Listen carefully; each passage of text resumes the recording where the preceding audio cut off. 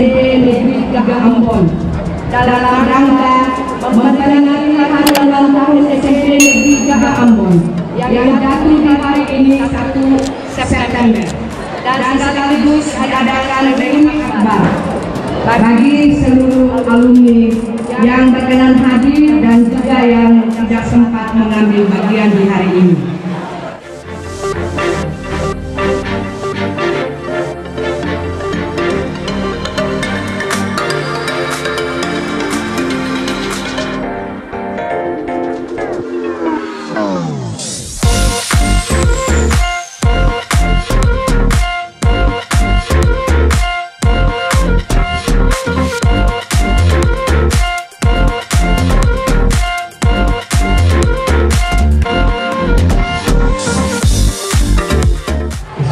Menganggap mundur dari SMP 2 di prediksi itu kemudian mengalami perkembangan posisi sampai dengan puji Tuhan, alhamdulillah hari ini ada di tanah yang begitu luas, hijau dan sejuk.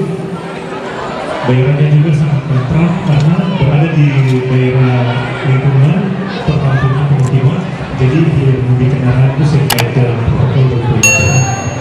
Kalau sekolah-sekolah mulai berbagi, aduh kita pakai jadi pintar dari silakan Ibu Kepala Sekolah adalah pelayanan kasih sebagai tanda kerendahan hati kebersamaan dengan orang-orang yang spesial yang juga hadir di kesempatan berbahagia ini.